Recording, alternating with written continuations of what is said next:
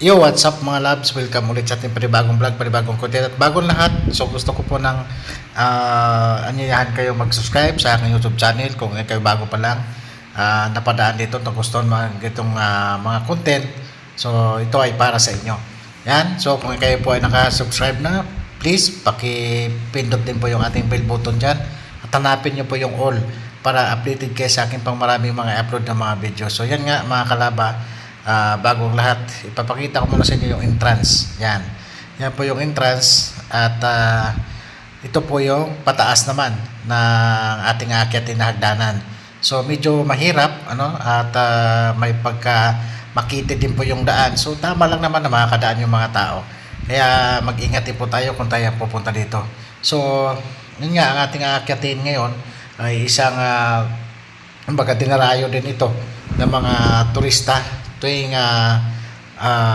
tawag nito Holy Week para po mag-pray at meron nga po dito tayong Station of the Cross at bago kayo pumasok dito sa taas, bago kayo umakyat, meron po mga nabibilhan dyan sa baba ng mga kandilang tinitinda din ng mga local. So meron naman po mag-guide sa inyo dyan ng mga bantay sa baba and bago po kayo pumunta dito, gusto ko muna po kayong bago tayo tumungo sa taas, gusto ko munang paalalahanan lahat ng pumunta dito na may mga kasama po mga anak ninyo, lalong-lalo na po yung maliliit pa, ay pakiingatan po. Sabi nga ay safety first. Huwag po dahil magiging excited at baka po yung ating safety din po ay malagay sa alanganin.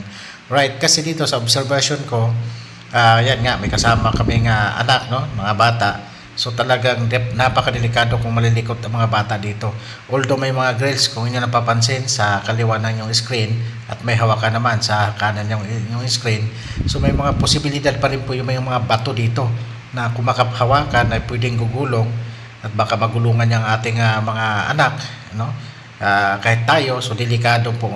Dapat bantayan po ninyo ang inyong mga anak. Huwag mawalay sa inyong paningin at hawakan nyo po lalo-lalo na kung maraming tao dito. So mahirap na. Kaya safety first pa rin sa mga bata.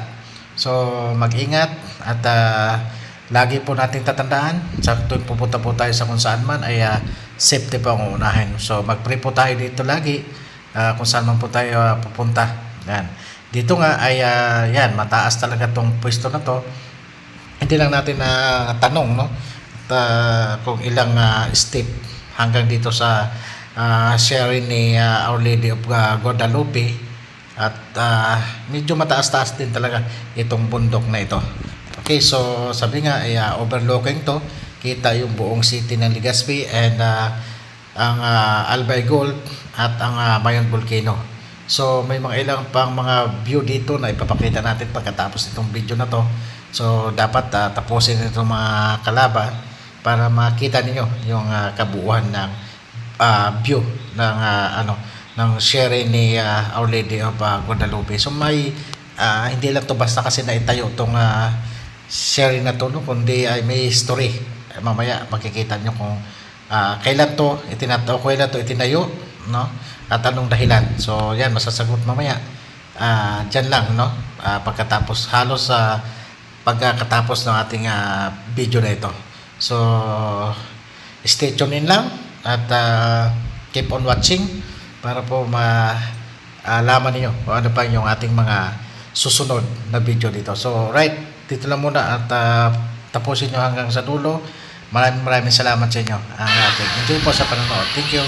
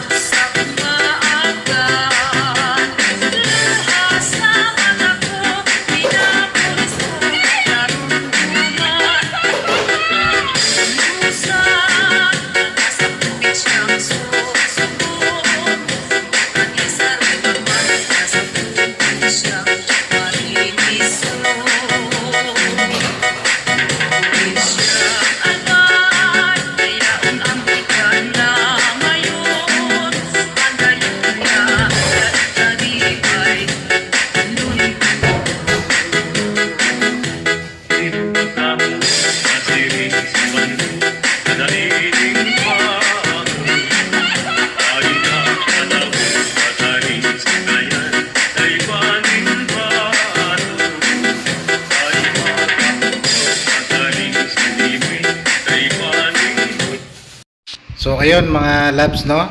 Thank you sa inyong pagtapos ng panonood. Sana nakabot ka dito sa video na to.